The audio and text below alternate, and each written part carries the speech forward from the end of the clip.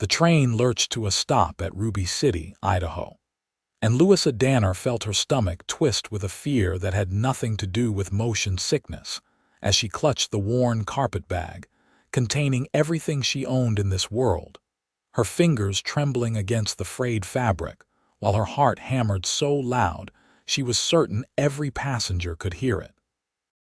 She stepped onto the platform in late September of 1878, dust swirling around her simple brown traveling dress, and searched the faces of strangers for the man who had answered her brother's advertisement on her behalf. Louisa had memorized the words her brother Thomas had read aloud to her, describing Zachary Armstrong as a cattle rancher of 30 years who sought a wife to share his life in the Idaho Territory. Thomas had handled all the correspondence, reading Zachary's letters to her and writing her responses as she dictated them. Her brother never knew she had lied about the content of her replies, too ashamed to admit she could not read a single word herself. A tall figure separated from the crowd, and Louisa's breath caught. The man approaching her had sun-weathered skin the color of saddle leather, dark hair that brushed his collar beneath a brown Stetson, and eyes the blue of a summer sky. He carried himself with the easy confidence of someone comfortable in his own skin, his boots kicking up small clouds with each step. "Miss Danner." His voice was deeper than she had imagined, warm like honey in tea. "Yes, Mr. Armstrong." The words came out smaller than she intended. "Zachary, please." He removed his hat, revealing hair that curled slightly at the ends. "Welcome to Ruby City. I hope your journey was not too difficult." "It was long," she admitted, studying his face. He was handsome in a rugged way, with lines around his eyes that suggested he smiled often. The photograph he had sent showed a serious man, but in person, there was kindness in his expression that the camera had not captured. He gestured toward a wagon hitched nearby. "I have a room reserved for you at the boarding house. We can talk there, get to know each other properly before making any final decisions. I want you to be certain this is what you want." His consideration surprised her. Louisa had expected to be married immediately, as was common with mail-order arrangements. The 3-day journey from Missouri had been filled with anxiety about this moment, about maintaining the deception that she could read and write. Zachary helped her into the wagon with gentle hands, and she noticed the calluses on his palms, evidence of hard work. As they rode through Ruby City, he pointed out the general store, the church, the schoolhouse, and the saloon. The town was smaller than she had imagined, just a collection of wooden buildings along a dusty main street with mountains rising in the distance. "The ranch is about 5 miles outside town," Zachary explained. "I have 200 head of cattle, some horses. It is a good life, but it can be lonely. That is why He paused, seeming uncertain. "Why I hope to find someone to share it with." Louisa nodded, her throat tight. She had her own reasons for accepting this arrangement. After Thomas married last spring, his new wife Martha made it clear there was no room for a spinster sister in their home. At 22, with no prospects and no family willing to take her in, becoming a mail-order bride had seemed like her only option.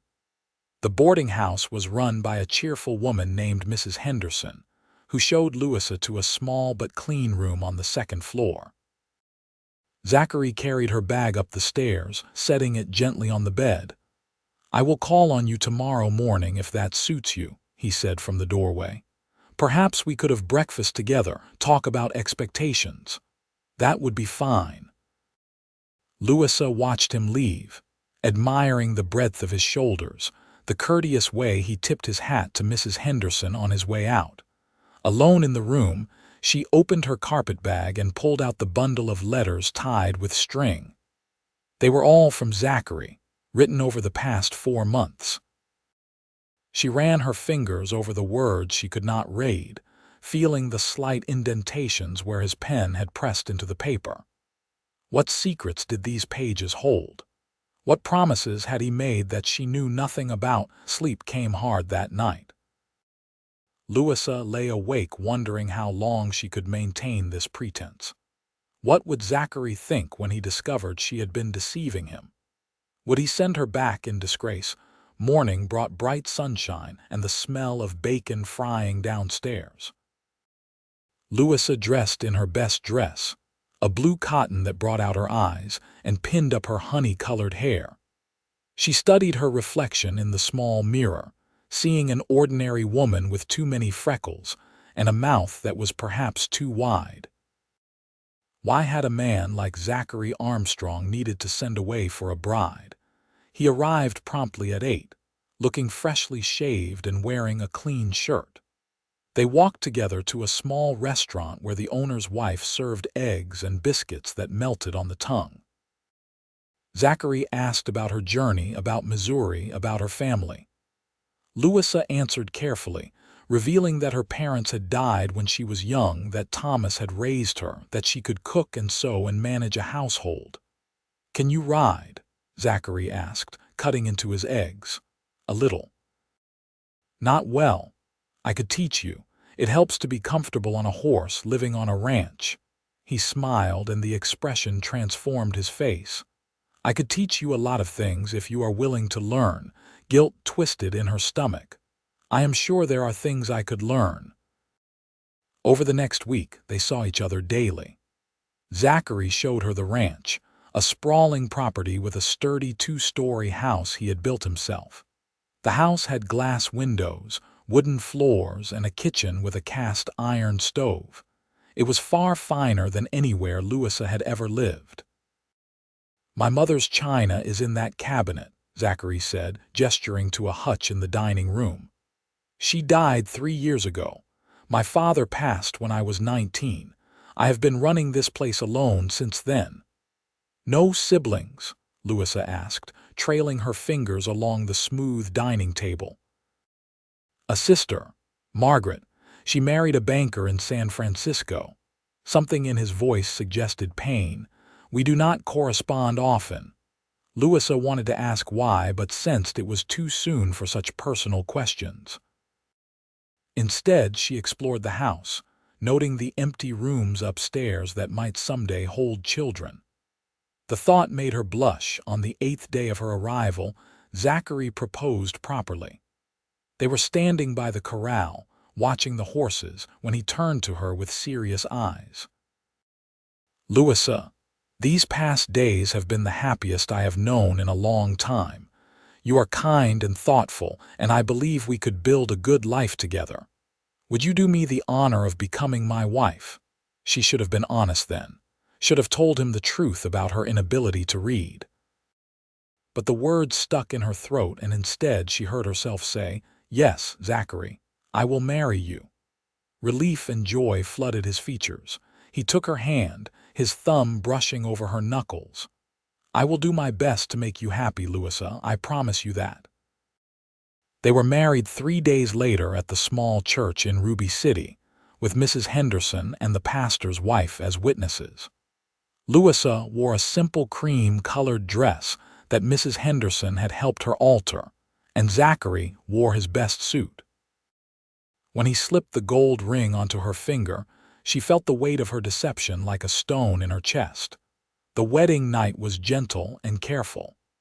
Zachary was patient with her nervousness, his hands tender as he undid the buttons of her dress. He whispered reassurances against her skin, telling her she was beautiful, that he would take care of her. Afterward, lying in his arms in the big bed that was now theirs, Louisa felt tears slip down her cheeks. "What is wrong?" Zachary asked immediately, concern in his voice. "Did I hurt you?" "No," she managed. "You were wonderful. I am just overwhelmed." He kissed her forehead. "This is a big change, I know, but we will face it together." Life on the ranch fell into a rhythm. Louisa woke before dawn to make breakfast, learning to cook on the big stove. Zachary taught her to milk the cow, to gather eggs from the hen house, to tend the vegetable garden that his mother had planted years ago. She proved to be a quick learner, and he praised her progress. "You are doing wonderfully," he told her one morning as she set fresh bread on the table. "Better than I could have hoped," but the secret gnawed at her. Zachary would sometimes read the newspaper aloud after dinner, or mention something from a letter he had received. He occasionally asked her to check something in the ledger where he kept ranch accounts, and she had to make excuses about poor light or tired eyes. 2 weeks into their marriage, Zachary came home from town with a package wrapped in brown paper. His eyes were bright with excitement as he handed it to her. "I saw this in the Mercantile and thought of you." Louisa unwrapped it carefully, revealing a book. The cover showed a woman in an elaborate dress, and there were many pages filled with small print. Her heart sank. "It is a novel," Zachary explained. "The shopkeeper said it just came in from New York. I thought you might enjoy it during the long afternoons when I am out working." He looked at her expectantly, waiting for her reaction. "Thank you," she whispered, panic rising in her throat. "That is very thoughtful."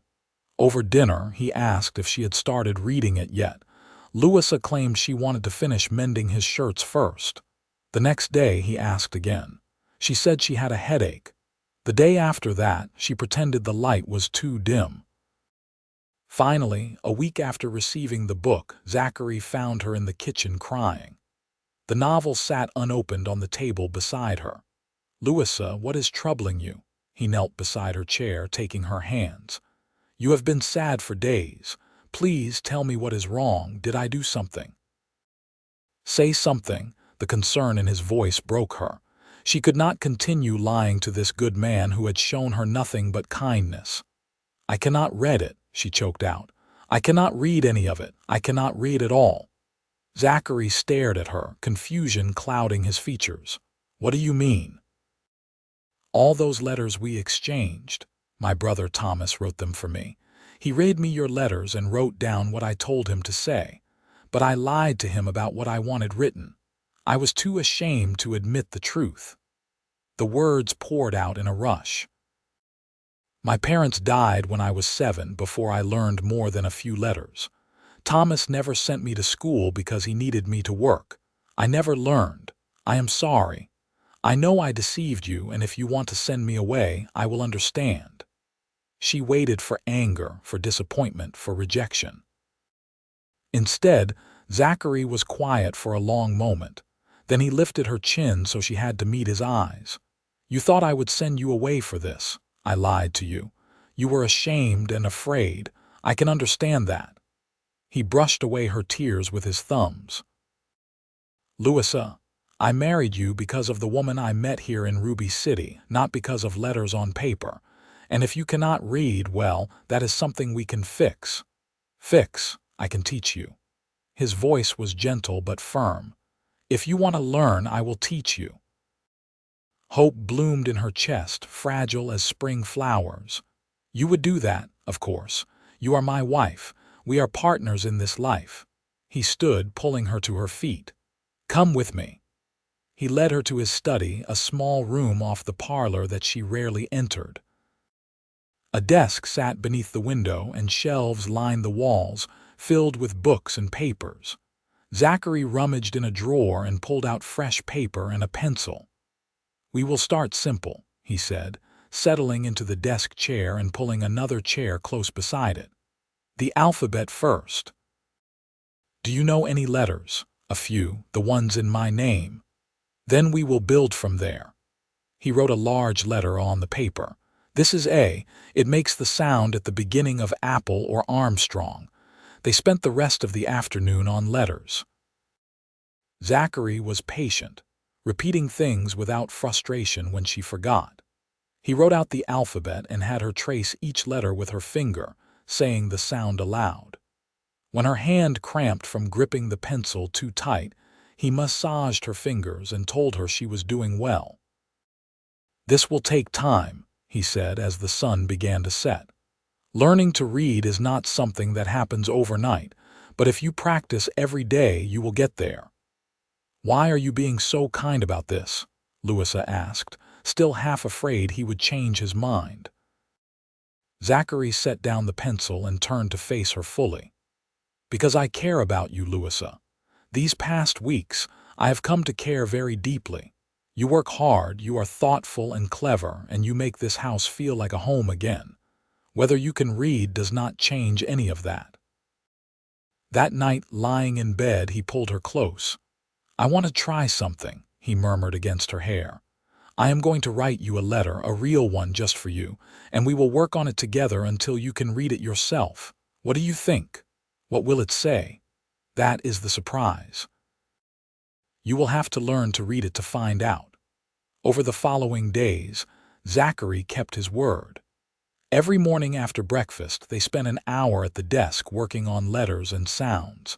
He made it a game, challenging her to find specific letters in the newspaper or spell simple words. When she got frustrated, he was patient. When she succeeded, he praised her. In the evenings, after dinner and chores were done, they would sit together in the parlor. Zachary worked on the mysterious letter, writing carefully while Louisa practiced her letters on a slate board. Sometimes she caught him watching her, a soft expression on his face that made her heart flutter. "What are you looking at?" she asked one evening. I like seeing you so focused, your tongue poking out just a little when you concentrate." She blushed and threw a cushion at him, which he caught with a laugh. These moments of lightness were precious to her. She had never known marriage could be like this, filled with laughter and gentle teasing. As October faded into November, Louisa could recognize all the letters and sound out simple words. Zachary started teaching her to string the sounds together, to see how letters combine to make meaning. It was harder than she expected, frustrating and slow, but he never lost patience with her. "You are doing wonderfully," he told her one cold morning as they sat close by the fire. "Look how far you have come in just 6 weeks. It feels so slow. Learning always does when you are the one doing it, but trust me, Louisa, you are progressing faster than you realize." He showed her the letter he had been working on, now several pages long. "Soon you will be able to read this. Will you give me a hint about what it says?" "No," he said firmly, but his eyes sparkled. "That would ruin the surprise." Winter arrived early that year. Snow began falling in mid-November, blanketing the ranch in white.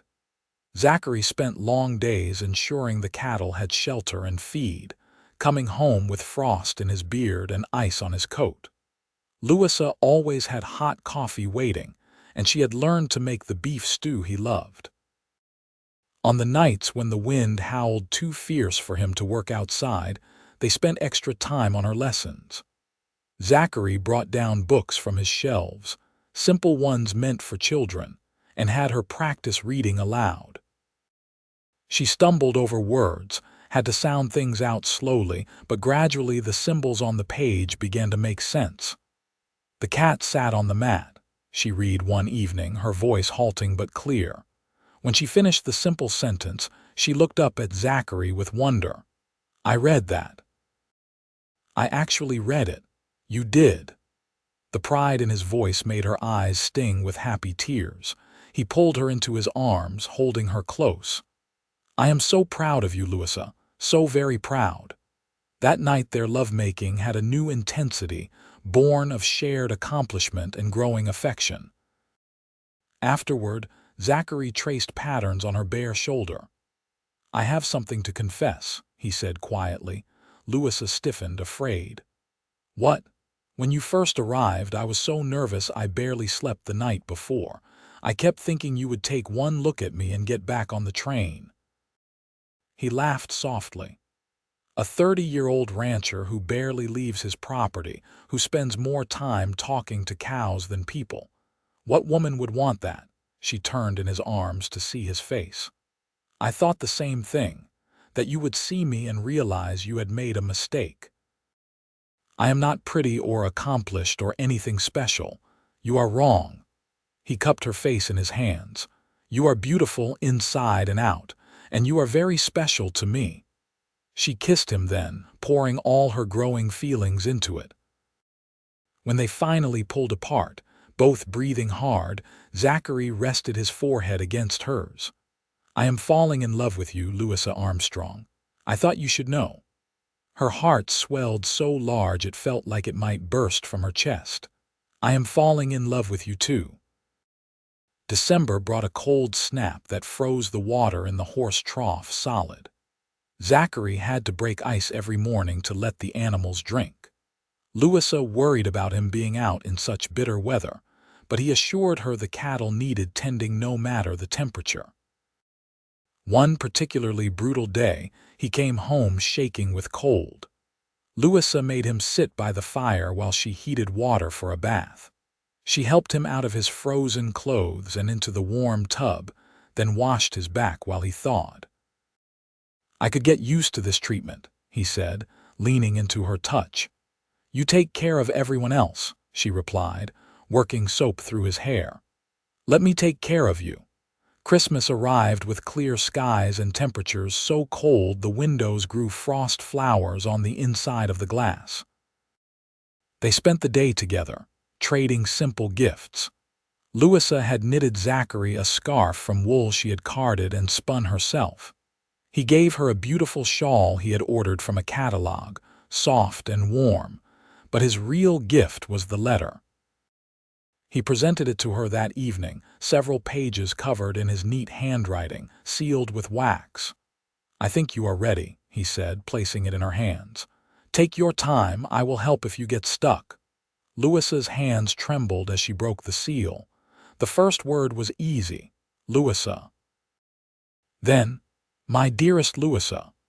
She read slowly, sounding out words she did not recognize, asking Zachary for help when she got truly stuck. Some parts took her several minutes to decipher. But word by word, sentence by sentence, the letter revealed itself. Zachary had written about the first day they met, about how nervous he had been.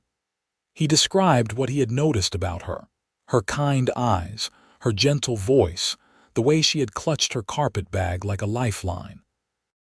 He wrote about falling in love with her during those early weeks of marriage, about admiring her strength and determination.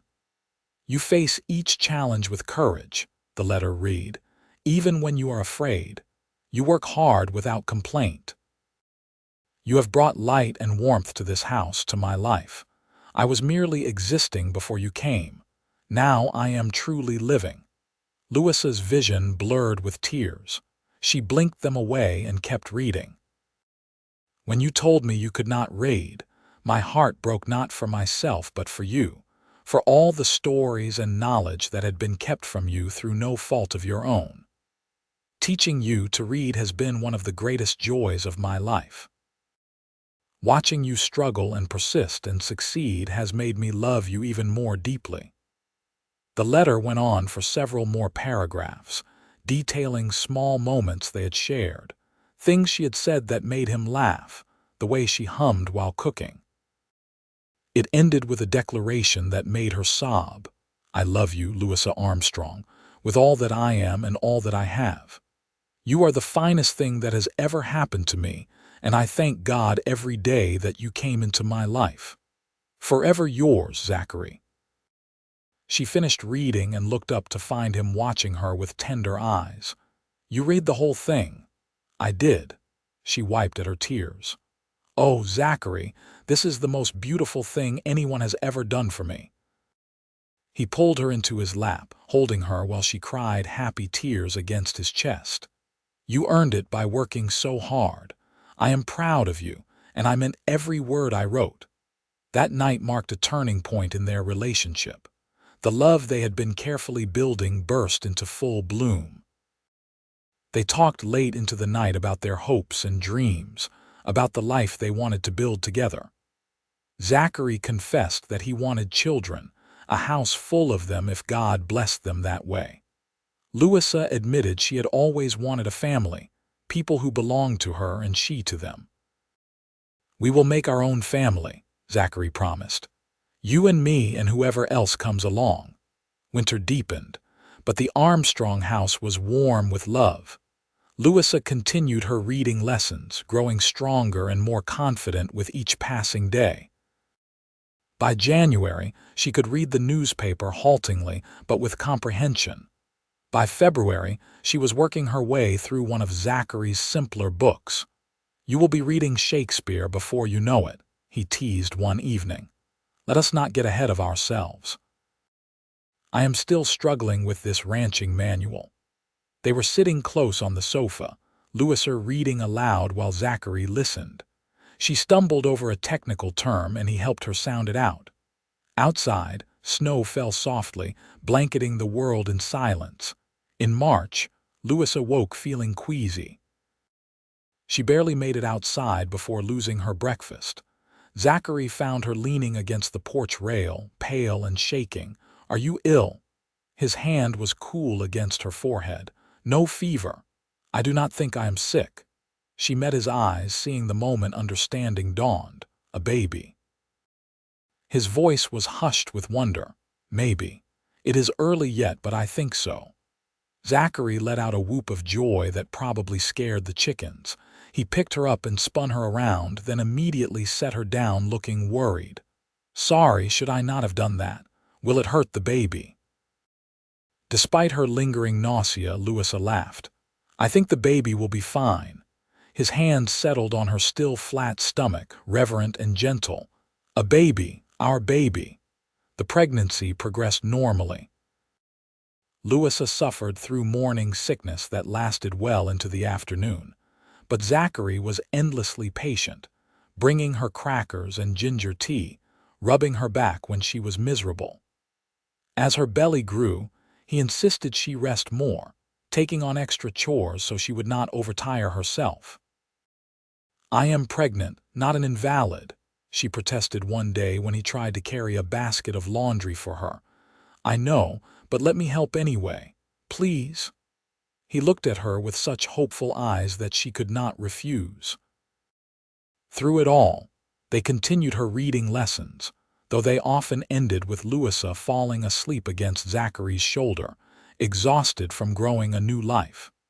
He would carry her to bed and tuck her in carefully, pressing a kiss to her forehead. By summer, Louisa was unmistakably pregnant, her dresses straining across her middle. She could read quite well now, losing herself in the novels Zachary brought home from town. She particularly loved the romantic ones, stories of adventure and love that made her heart race. "Listen to this," she said one warm evening, reading aloud from her current book. Her voice was clear and confident now, no longer halting over every other word. His love for her burned like a flame, consuming all doubt, all fear, until only certainty remained. "That is beautiful," Zachary said from where he was oiling his saddle. "Reminds me of how I feel about you." She set the book aside and crossed to where he sat, maneuvering her pregnant bulk into his lap. "You are terribly romantic for a cowboy. Only for you." He kissed her softly, his hand resting on the swell of their child. "How are you feeling today, fat and ungainly?" "Beautiful and glowing," he corrected. "More beautiful every day." In late August, as the heat pressed down heavy and thick, Louisa felt the first pains. Zachary rode hard to fetch the midwife, Mrs. Chen, a capable woman who had delivered half the babies in the county. The labor was long and difficult, lasting through the night and into the next day. Zachary stayed by Louisa's side the whole time, letting her grip his hand until his fingers went numb, wiping sweat from her face, whispering encouragement. "You can do this," he told her during a particularly brutal contraction. "You are the strongest person I know." Finally, as the sun reached its zenith on August 27th, their son entered the world with a lusty cry that brought tears to both their eyes. Mrs. Chen cleaned the baby and placed him in Louisa's arms, a perfect tiny human with dark hair like his father. "A boy," Louisa whispered, exhausted and elated. "We have a son." Zachary touched the baby's small hand with one finger, his expression full of wonder. He is perfect. You are perfect. Thank you, Louisa. Thank you for this gift. They named him Thomas, after her brother, with the middle name James for Zachary's father. The baby was healthy and hungry, nursing well and gaining weight. Zachary was a devoted father, walking the floor with Thomas when he cried at night, changing diapers without complaint, singing soft lullabies in his deep voice. Watching him with their son, Louisa fell in love with her husband all over again. He was gentle and patient, marveling at each tiny finger and toe, beaming with pride whenever anyone came to visit. Life settled into a new rhythm. Louisa's days were full of feeding Thomas, washing diapers, and catching sleep whenever she could. But she still made time for reading, wanting to keep the skills she had worked so hard to develop. Sometimes she read aloud to Thomas, letting him hear the rhythm of words even though he could not yet understand them. "You are going to raise the best reed baby in Idaho," Zachary said one afternoon, finding her in the nursery with Thomas in her lap and a book propped against her knees.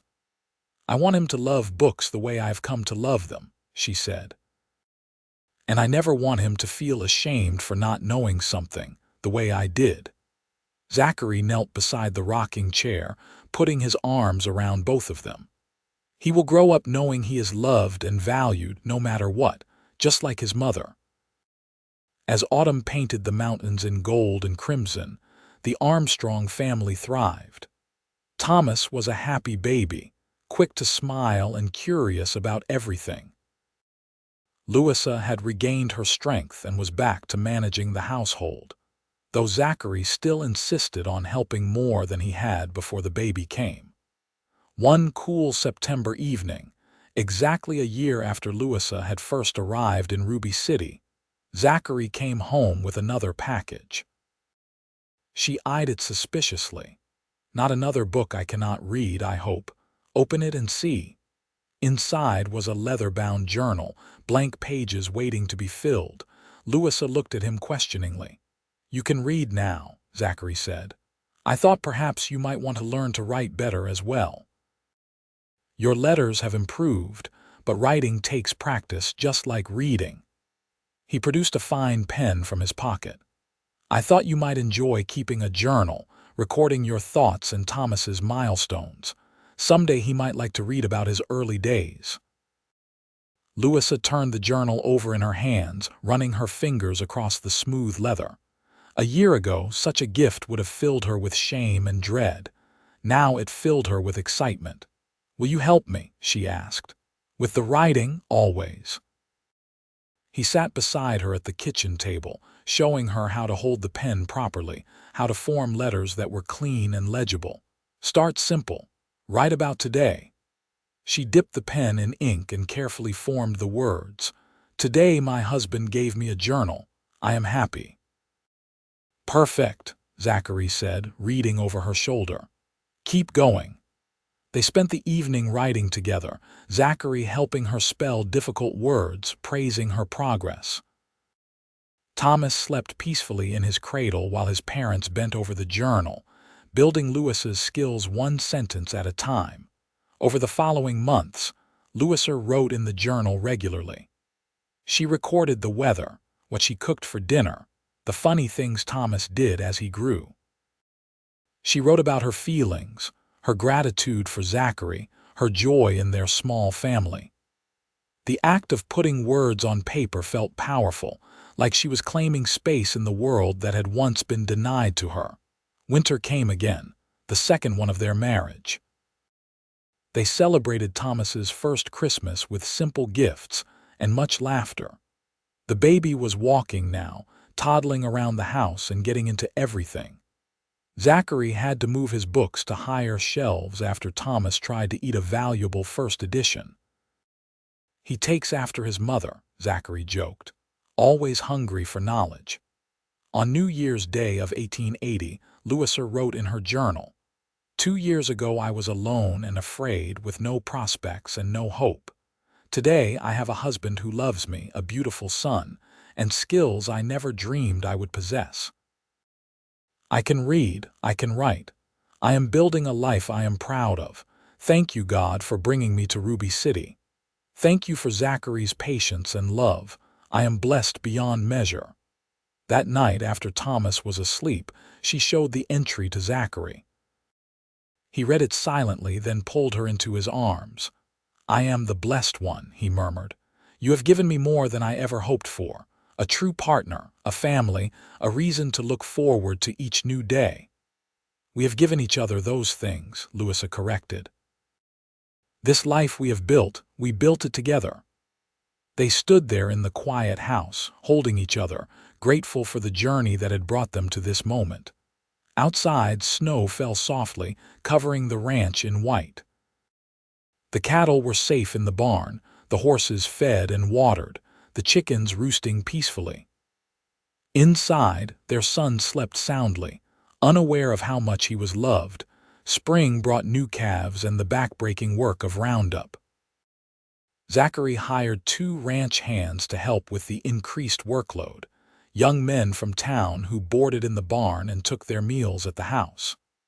Louisa enjoyed cooking for a larger group, and the men were respectful and hardworking. Thomas was fascinated by the cowboys, following them around the yard on his short legs, trying to imitate everything they did. Zachary laughed watching his son attempt to lasso fence posts with a piece of rope. "He will be a rancher for certain," he said, scooping Thomas up and setting him on his shoulders. "Born to it." But Louisa had other plans too. "He will also learn to read and write properly from the start. No son of mine will struggle the way I did." "Agreed." Zachary bounced Thomas gently. "We will make sure he has every advantage, every opportunity." That summer, Louisa discovered she was pregnant again. The morning sickness was milder this time, and she felt strong and capable throughout. Zachary fussed over her anyway, worried after how difficult the first birth had been. "I am fine," she assured him repeatedly. "Women have babies all the time. Not my women, not my babies." His protectiveness was endearing if sometimes excessive. He tried to prevent her from lifting Thomas, even though the boy was only 15 months old and hardly heavy. "Zachary Armstrong, if you do not let me carry my own child, I am going to dump this pot of stew over your head," Louisa threatened one day, exasperated. He held up his hands in surrender. All right, but promise me you will rest if you get tired." "I promise." The second pregnancy progressed smoothly. Louisa continued to read voraciously, working her way through Zachary's entire library. She particularly enjoyed the poetry, the way words could create images and emotions. She tried writing her own poems in her journal, simple verses about the ranch and her family. Zachary found her compositions charming. "You have a gift with words," he said, reading over a poem she had written about Thomas chasing butterflies. "This is lovely. It is just silly scribblings." "It is not silly at all. You are capturing our lives, our memories. Someday Thomas and his siblings will read these and know how much they were loved." In February of 1881, their second child arrived more quickly than the first. Louisa woke before dawn with pains that rapidly intensified. By the time Mrs. Chen arrived, the baby was nearly ready to be born. 3 hours after the first contraction, they welcomed a daughter into the world.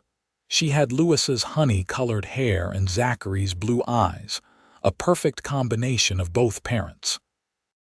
They named her Margaret Rose, Margaret after Zachary's estranged sister, and Rose, because Louisa thought she was as beautiful as a flower. Thomas was initially suspicious of this small creature who cried so much and demanded so much of his mother's attention. But Zachary was patient, including his son in caring for the baby, letting him help fetch diapers and blankets. "This is your sister," Zachary explained, holding Margaret so Thomas could see her properly. "You are going to teach her everything you know. How to walk and talk, and maybe someday how to ride horses." Thomas touched Margaret's tiny hand with one chubby finger, his expression serious. Then he leaned in and gave her a wet kiss on the forehead. Louisa's heart melted watching her children together. With two young ones to care for, Louisa's days were busier than ever. But she carved out time each evening to read, often with Thomas snuggled on one side and Margaret nursing on the other. Zachary would sit nearby, watching his family with contentment written all over his face. "What are you thinking about?" Louisa asked one night, catching his gaze. "How lucky I am. How different my life might have been if you had not answered that advertisement." "If my brother had not answered it, you mean," she corrected gently. "No, I mean you. Thomas may have written the letters, but you were the one brave enough to come here to start over in a strange place with a strange man. That took courage." Louisa considered this. She had never thought of herself as courageous. Desperate, perhaps. Hopeful, certainly. But courage implied a choice, and she had felt like she had no choice at all. "I think we were both brave," she said finally. "You for opening your heart to a stranger, me for taking the risk, and look what it brought us." She gestured around the cozy parlor, at Thomas playing with wooden blocks on the floor, at Margaret sleeping peacefully in her cradle, at the walls lined with books that Louisa could now read and enjoy. Zachary crossed to where she sat and kissed her softly. "Best risk I ever took." The ranch continued to prosper. Zachary's herd grew, and he acquired more land from a neighbor who was retiring and moving back east. The two ranch hands became permanent employees, building their own cabin on the property. Louisa organized Sunday dinners where everyone gathered, creating a sense of community and family. Thomas grew into a bright, energetic boy who asked endless questions about everything. Margaret was quieter, more observant, but just as curious. Louisa read to them every day, just as she had promised herself she would. They had favorite stories they demanded over and over until she had them memorized. One afternoon, when Thomas was 4 and Margaret nearly 3, Louisa pulled out the first letter Zachary had written her, the one that had taken her months to learn to read. She could read it easily now, almost as quickly as Zachary could. But the memory of struggling through it that first time was still vivid. "What is that?" Thomas asked, peering at the paper. "A love letter your father wrote to me when I was learning to read." "Can I learn to read?" "Of course. Want to start now." She fetched paper and a pencil, settling Thomas at the kitchen table. Just as Zachary had done for her, she started with the alphabet, showing Thomas how to form each letter. He was eager and focused, proud of every small success. Zachary came in from the barn to find them working together, Margaret playing with a rag doll nearby. "Starting his education early?" Zachary asked, watching over their shoulders. He asked. I could not refuse. Zachary ruffled his son's hair.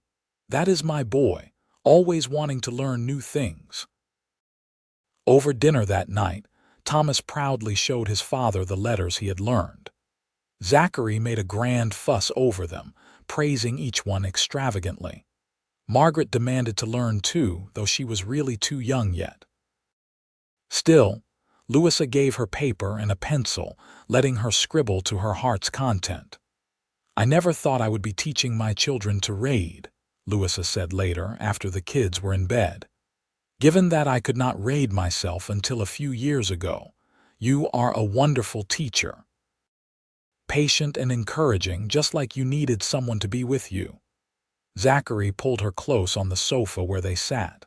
"I am proud of you, Louisa, proud of who you have become. I could not have done it without you. Your patience, your kindness, your refusal to judge me for what I lacked." She twisted to look up at him. "You gave me so much more than the ability to read. You gave me confidence, belief in myself. You always had that in you. I just helped you find it." They sat in comfortable silence for a while, listening to the sounds of the house settling for the night. Finally, Louisa spoke again. I want to do something for other people who cannot read, women like I was who feel ashamed and trapped by their lack of education. Zachary considered this. What did you have in mind? I do not know exactly. Maybe offer to teach them the way you taught me. There must be other women in the area who never had the chance to learn. That is a wonderful idea. We could put a notice in the church bulletin, offer free lessons here at the ranch or in town if that is easier for people. You would not mind, Louisa. I think it is brilliant. You know better than anyone what it means to gain literacy as an adult. Who better to teach others? They spent the next week refining the plan. Louisa would offer reading and writing lessons twice a week in the church basement, free to anyone who wanted to attend. She was terrified at first, worried no one would come or that she was not qualified enough to teach. The first session, 3 women showed up. They were shy and embarrassed, admitting in whispers that they had never learned their letters. Louisa recognized the shame in their eyes, the same shame she had felt. There is no judgment here, she told them firmly. Learning to read changed my life. I want to help it change yours too. She started them the same way Zachary had started her, with the alphabet. Slowly, patiently, she guided them through the basics. When they made mistakes, she encouraged them to try again. When they succeeded, she celebrated with them. After that first session, all 3 women came back for the second. Word spread, and soon Louisa had 6 students, then 8. She taught them using the same methods Zachary had used with her, the same patience and encouragement. Zachary supported her fully, watching the children on teaching days so she could focus. He helped her prepare materials, writing out practice sentences, finding simple books the women could use. You are making a real difference, he told her one night. These women look at you with such hope and admiration. I just remember what it felt like to be them, how much I wanted to learn, how afraid I was that I never could. 6 months into teaching, one of her students read a complete paragraph from the newspaper without help. The woman looked up with tears in her eyes. I never thought I could do this, she whispered. I am 43 years old and I can read. Louisa hugged her, her own eyes damp. You worked hard. You earned this. Teaching gave Louisa a new sense of purpose and pride. She was no longer just the woman who could not read. She was the woman who learned and then helped others learn. The transformation was profound. At home, Thomas was progressing quickly with his own reading. At 5 years old, he could sound out simple books on his own. Margaret was learning her letters, determined to keep up with her older brother. Zachary often found the 3 of them curled up together, Louisa reading aloud while the children listened raptly. I want another one, Zachary said one night as they prepared for bed. Another what? Louisa asked, brushing out her hair. Another child, if you want to, that is. I love our family, but I would not mind making it a little bigger. Louisa set down the brush and turned to face him. How much bigger? However big feels right to you. I am happy with what we have now, and I would be happy with more, whatever you want. I think I would like more, Louisa admitted. Maybe 1 or 2 more. I love being a mother and I love watching you be a father. Their 3rd child, a son they named Samuel, arrived in the spring of 1883. He was a calm, easy baby who rarely fussed, content to watch the world with wise eyes. Thomas and Margaret adored him, fighting over who got to hold him. A daughter named Caroline came 2 years after that, completing their family. She was fiery and spirited from the start, keeping everyone on their toes. With 4 children under the age of 7, the Armstrong household was chaotic and loud and filled with love. Louisa still taught her reading classes, now held in a dedicated room at the church that the congregation had set aside for adult education. She had taught dozens of women over the years, watching their confidence bloom as they gained literacy. Some went on to teach their own children, breaking the cycle of illiteracy in their families. The ranch thrived under Zachary's careful management. He had expanded the operation, adding sheep to their cattle herd and building a larger barn. The two ranch hands from years ago were now foremen, managing crews of seasonal workers. Zachary trusted them completely, which gave him more time to spend with his family. On Sunday afternoons, he would pile all 4 children into the wagon and drive them around the property, pointing out different features, explaining how the ranch worked. Thomas was 10 now, old enough to help with real chores. Margaret, at 8, preferred working in the garden but could ride as well as any of them. Samuel, at 5, was quiet but observant, noticing things others missed. And Caroline, at 3, was fearless and demanding to do everything her older siblings did. Louisa watched them from the porch, her heart full. This life they had built seemed impossible sometimes. If someone had told her 10 years ago that she would have a loving husband, 4 beautiful children, and the ability to read and write and teach others, she would not have believed it. Yet here she was, living that impossible dream.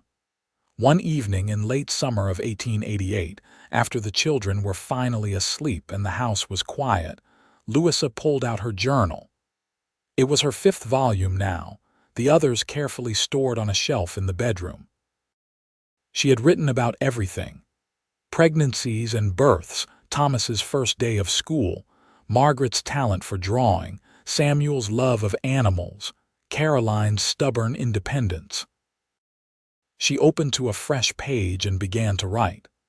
10 years ago today, I arrived in Ruby City, terrified and full of secrets. I could not read. I could barely write my own name. I felt like a fraud, certain that Zachary would discover the truth and send me away in disgrace. But he did not. When I finally confessed my shame, he responded with love and patience. He taught me to read using love letters, giving me the most precious gift anyone has ever given me, the gift of literacy, of confidence, of believing in myself. Now, I have a life I could never have imagined. A husband who still makes my heart race when he walks into a room. 4 healthy, happy children who fill our days with laughter and chaos. A purpose in teaching other women who struggled as I did. A home that is warm and safe and full of love. People sometimes ask me what the secret is to a happy marriage. I tell them it is patience and kindness, communication and compromise. But really, the secret is finding someone who sees your flaws and weaknesses and loves you anyway, who wants to help you grow and succeed, who celebrates your victories as their own. Zachary gave me that. And in return, I have tried to give him a home filled with love, children to carry on his legacy, partnership in building this life we share. I am grateful every single day for that train that brought me to Ruby City, for the courage to step off it, for the man who was waiting on the platform. I am grateful for every lesson, every letter, every moment we have shared. This is not the life I planned.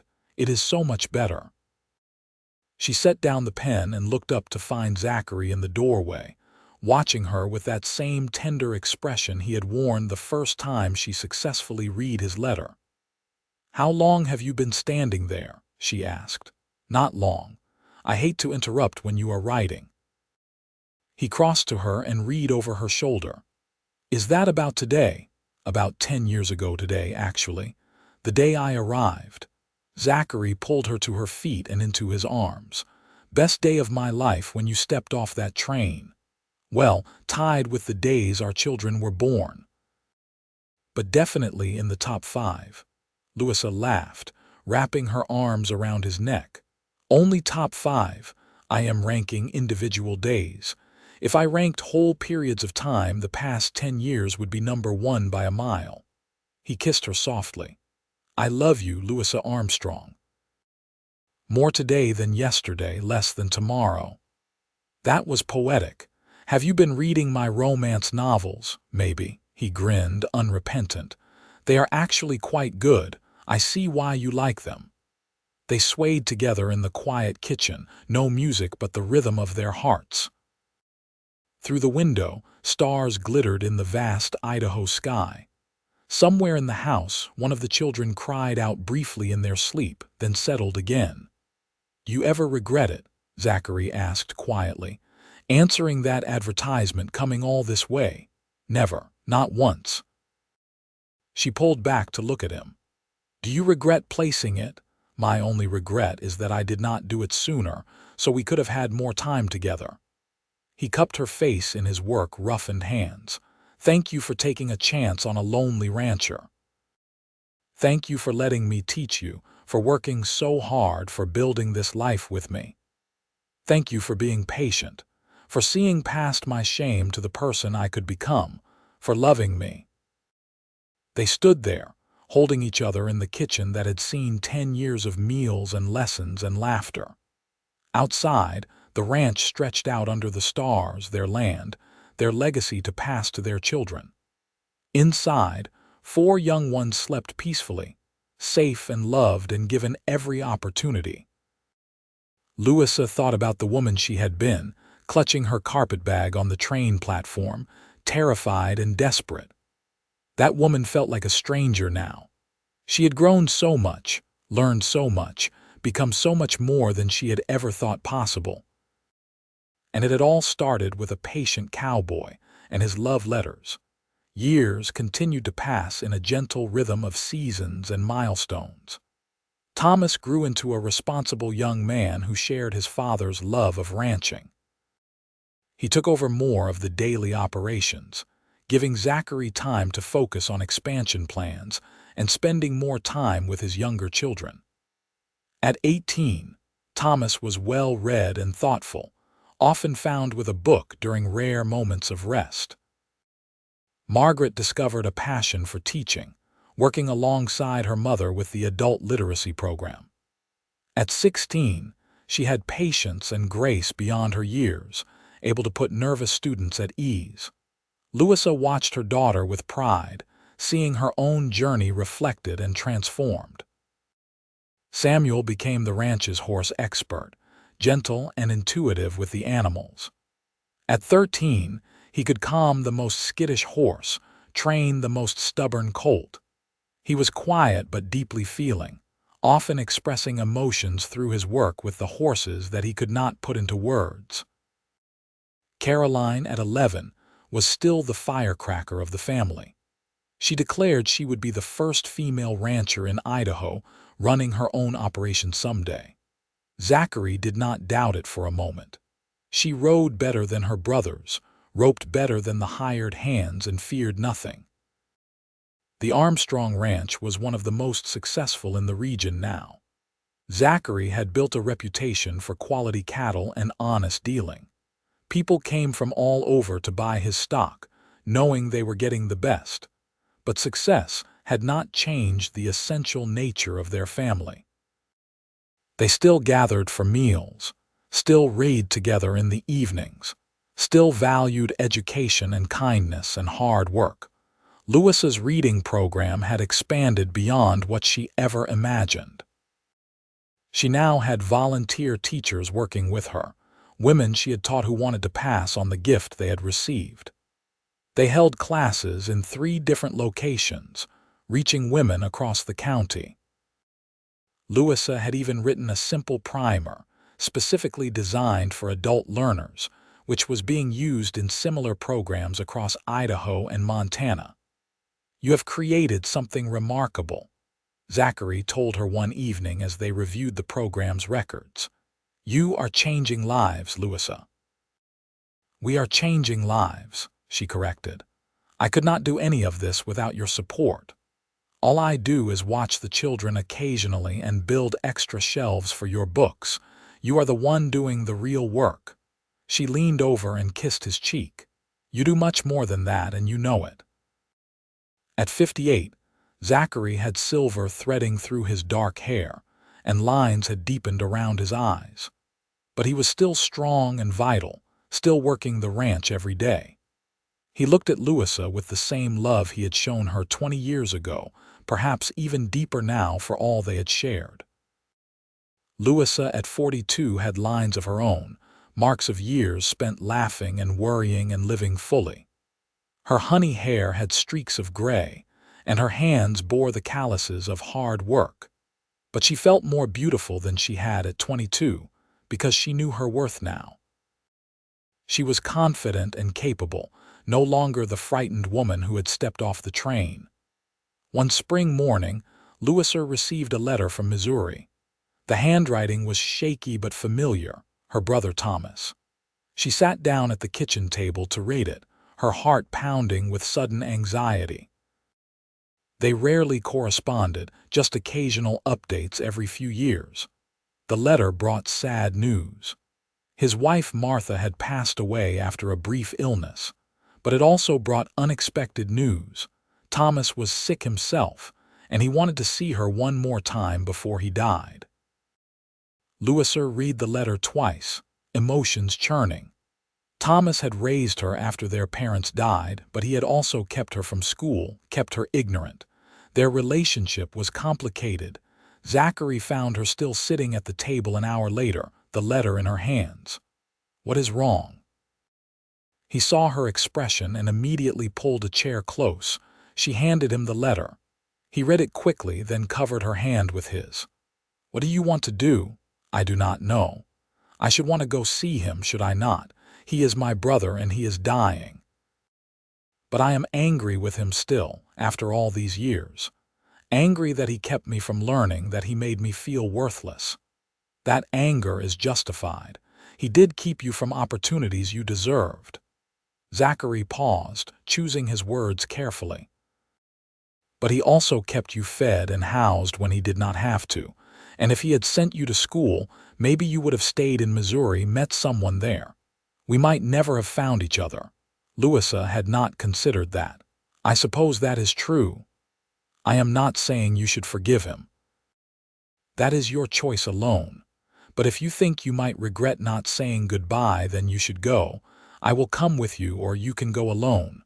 Whatever feels right." After much thought, Louisa decided to go to Missouri, and she wanted Zachary with her. They arranged for Margaret and Thomas to watch their younger siblings and the ranch operations. It would be Louisa's first time back in 20 years. The train ride east was strange and nostalgic. So much had changed in 2 decades. The West was more settled now, more towns and farms where there had once been open prairie. The train cars were more comfortable, the journey faster. Missouri looked different too, more built up and modern. But the small town where Thomas lived was much as Louisa remembered, dusty streets and familiar buildings. Her brother was indeed very ill, confined to bed in the house he had shared with Martha. He looked old and frail, nothing like the strong man who had raised her. When Louisa entered his room, tears filled his eyes. "You came," he whispered. "I did not think you would."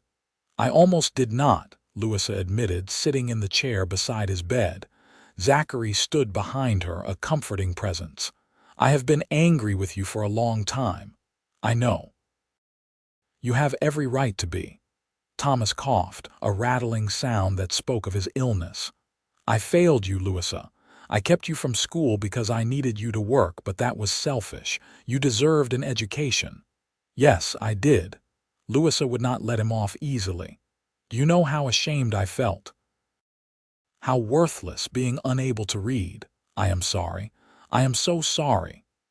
More tears slipped down his weathered cheeks. "If I could go back and change it, I would."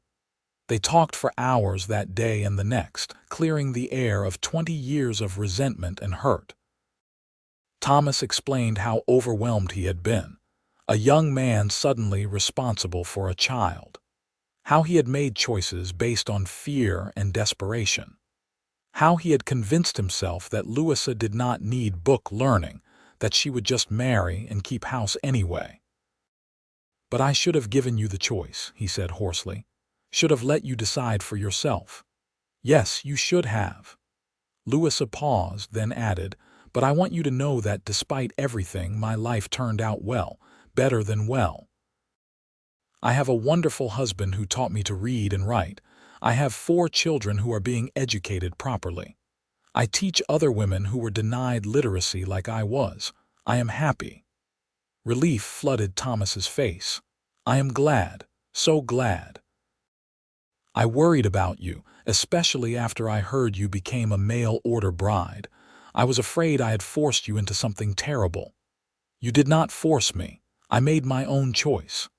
She glanced back at Zachary, who smiled at her. "And it was the best choice I ever made." Before they left Missouri, Thomas gave Louisa their mother's wedding ring and a small package of letters. "These are from our parents," he explained. "Letters they wrote to each other during their courtship. I thought you might want them, now that you can read them." Louisa accepted the package with trembling hands. "Thank you. And I want to apologize to you too," Thomas said, looking at Zachary. "I lied in those letters I wrote on Louisa's behalf. She told me what to say, but I cleaned it up, made her sound more educated than she was. I should have been honest." "You were trying to help your sister find a good match," Zachary said. "I understand that. And regardless of what the letters said, the woman I met in Ruby City was the one I fell in love with. The letters did not matter in the end. They stayed 4 days." On the morning they left, Louisa hugged her brother goodbye, knowing it was likely the last time she would see him. "I forgive you," she whispered against his thin shoulder. "I want you to know that I forgive you." "Thank you," Thomas breathed. "Thank you." On the train ride home, Louisa opened the package of her parents' letters. There were a dozen of them, written in faded ink on yellowing paper. She read them slowly, learning about her parents in a new way. Her father had been romantic, writing poetry to her mother. Her mother had been witty and smart, her letters full of humor and intelligence. "I wish I had known them better," Louisa said to Zachary. "I was so young when they died. But now you know them through their words. That is a precious gift." Louisa carefully refolded the letters and placed them back in the package. "I am going to share these with our children. They should know about their grandparents. Thomas died 3 weeks after they returned to Idaho. The letter from Missouri arrived on a Tuesday." Louisa cried for the brother she had lost, for the complicated relationship they had shared, but mostly for what might have been if he had made different choices. "I am glad I went," she told Zachary that night. "Glad I got to say goodbye to forgive him. It feels like closing a chapter. And now you can focus on the chapters still being written." He pulled her close. "Our story is far from over." He was right. Their story continued through the years that followed. They watched Thomas marry a sweet girl from town, saw Margaret become the head teacher of the literacy program when Louisa decided to retire. Samuel opened his own horse training business on a corner of the ranch property. Caroline, true to her word, took over day-to-day operations of the main ranch at 21, becoming one of the few female ranch managers in Idaho. Grandchildren began arriving, filling the house with noise and laughter again. Thomas and his wife had 3 boys. Margaret had 2 girls. Samuel remained unmarried, content with his horses and his quiet life. Caroline surprised everyone by marrying a gentle farmer who supported her career and gave her twin daughters who inherited their mother's fearlessness. Louisa read to her grandchildren the same way she had read to her children, instilling in them a love of books and learning. She told them stories about arriving in Ruby City, unable to read, and how their grandfather had patiently taught her. "That is so romantic," Margaret's oldest daughter sighed when she was 13. "Teaching someone with love letters." "It was," Louisa agreed, glancing at Zachary across the room. Even at 78, he was still handsome to her, still the man who had looked past her flaws to see her potential. "The most romantic thing anyone has ever done for me." On their 40th wedding anniversary, the whole family gathered at the ranch for a celebration. All 4 children were there with their families, filling the house to bursting with noise and chaos. Someone had hung streamers, and there was a cake large enough to feed an army. Zachary stood to make a toast, his voice still strong despite his years. 40 years ago, I took the biggest risk of my life. I sent away for a bride, hoping to find someone to share this ranch, this life. What I found was so much more than I ever hoped for. Louisa, you have been my partner, my best friend, my love. You have given me children and grandchildren, laughter and purpose. You have made this house a home and my life complete. Here is to 40 more years. Everyone laughed at that, knowing 40 more years was unlikely given their ages. But they raised their glasses and drank to love, to family, to the life Louisa and Zachary had built together. Late that night, after everyone had finally left or gone to bed, Louisa and Zachary sat together on the porch swing, watching the stars. "You remember teaching me to read?" Louisa asked, her head on his shoulder. "Every moment. You were so determined, so frustrated when you could not get something right, but you never gave up. Because you never let me. You kept encouraging me, kept believing in me when I did not believe in myself." She took his hand, lacing their fingers together. "You changed my life, Zachary Armstrong." "We changed each other's lives." He kissed her temple. "I was just existing before you came, going through the motions. You taught me how to live again, how to love, how to build something meaningful." They sat in comfortable silence, listening to the night sounds of the ranch. Cattle lowing in the distance, horses moving in the barn, crickets singing in the grass. These were the sounds of home, of the life they had created together. "Read to me," Zachary said suddenly. "Read what? Anything. I just want to hear your voice, reading words you fought so hard to understand." Louisa went inside and returned with a book, one of her favorites. She settled back on the swing and opened to a marked page, reading aloud by the light of the lamp. Her voice was clear and confident, stumbling over nothing, the voice of a woman who had mastered a skill once denied to her. Zachary listened with his eyes closed, a small smile on his face. When she finished the chapter, he opened his eyes and looked at her with such love it took her breath away. "I will never get tired of hearing you read," he said. "Never stop being proud of what you accomplished." "We accomplished," she corrected, as she always did. "None of it would have been possible without you." The years continued their gentle march. Zachary's health began to fail when he was 82. Nothing dramatic, just the slow wearing down of a body that had worked hard for so many years. He moved slower, tired more easily, needed afternoon naps, but his mind stayed sharp, and his love for Louisa never wavered. He still read the newspaper every morning, still asked about her literacy program, still wanted to hear about the grandchildren and great-grandchildren who now numbered in the dozens. One spring evening, when the air was soft and new grass greened the hills, Zachary called Louisa to his study. He had been spending time there lately, writing something he would not let her see. "I have something for you," he said when she entered. He held out a thick envelope sealed with wax. "Do not open it now. Wait until after I am gone." "Zachary, do not talk like that." "Louisa, I am 84 years old. We both know my time is short." He pressed the envelope into her hands. "Promise me you will read it, all of it." She promised, tears blurring her vision. The envelope went into her dresser drawer, waiting. Zachary died on a Tuesday morning in June of 1924, 46 years after Louisa had first stepped off the train in Ruby City. He went peacefully in his sleep. No pain, no struggle. Louisa woke to find him cold beside her, gone to wherever good men go when they leave this world.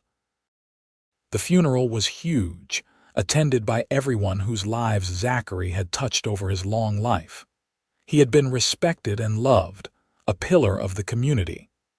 Louisa stood dry-eyed through the service, too numb with grief to cry. Her children surrounded her, and her grandchildren, but none of them could fill the Zachary-sized hole in her heart. A week after the funeral, when the house was finally quiet again, Louisa remembered the envelope.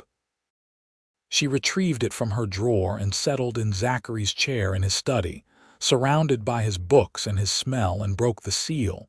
Inside were 50 pages, covered in his neat handwriting. Another love letter, the final one he would ever write her. "My dearest Louisa," it began.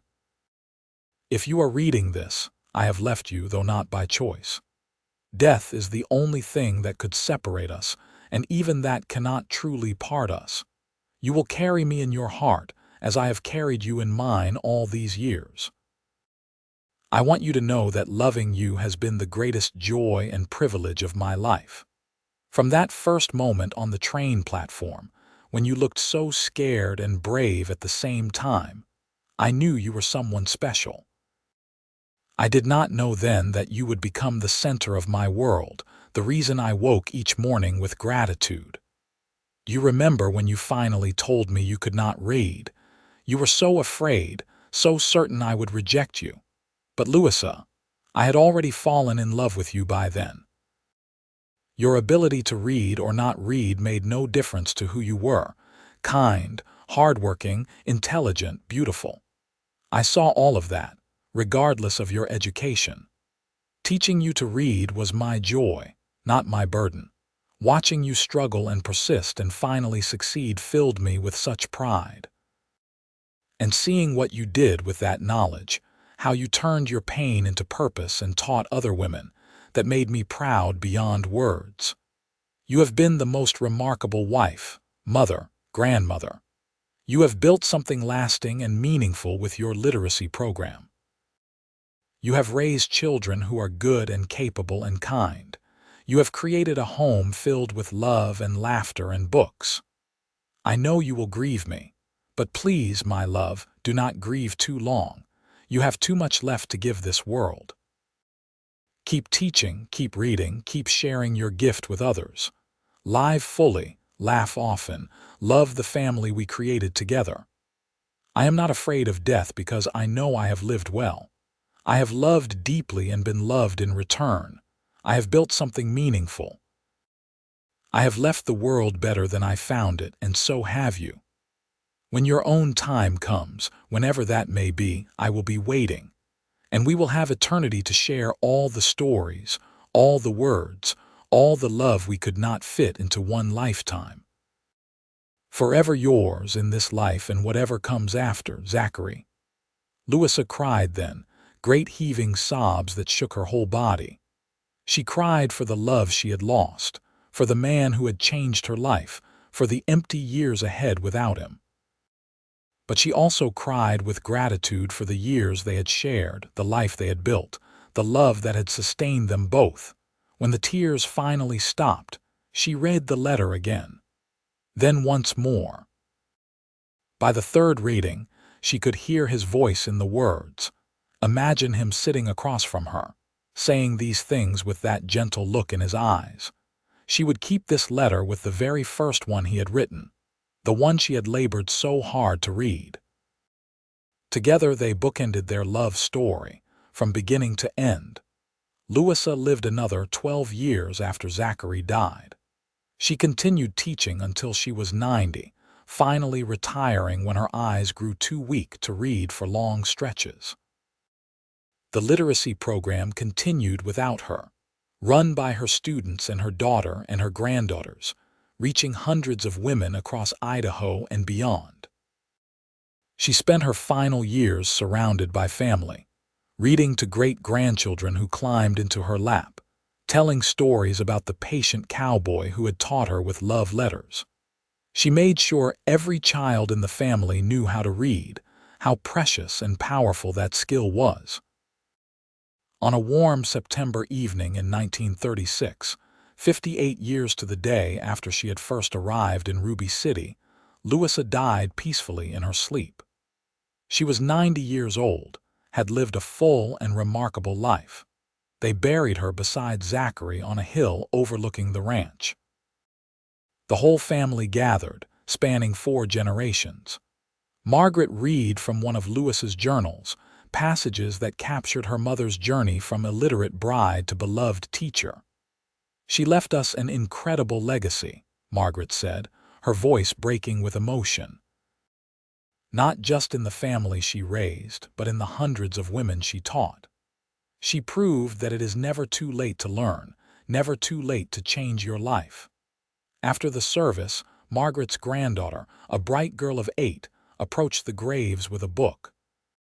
She sat down on the grass between the 2 headstones and began reading aloud, her voice clear and confident. When she finished, she set the book on Louisa's grave. "Great-great-grandma Louisa said you should always leave flowers on someone's grave," the child explained to her mother. "But I thought she would like a book better." And she was right.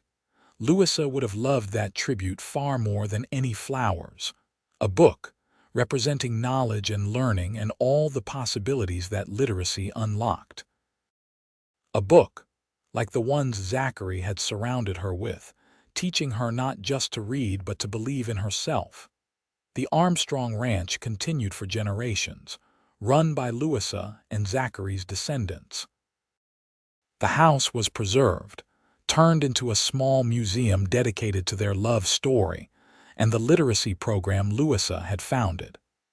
Visitors could see the desk where Zachary taught her letters, read the love letters he had written, learn about the remarkable woman who had transformed shame into strength. But more than the museum, more than the ranch, more than anything physical, the real legacy was in the countless women who learned to read because Louisa had been brave enough to admit she could not. Women who then taught their children, who broke cycles of poverty and ignorance, who claimed their own power through literacy. All because a patient cowboy had looked at an illiterate mail-order bride and seen not her limitations but her potential. All because he had chosen love and kindness over judgment.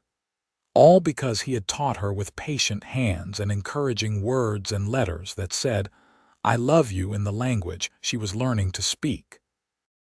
Their love story became legend in Idaho, told and retold until the details blurred into myth.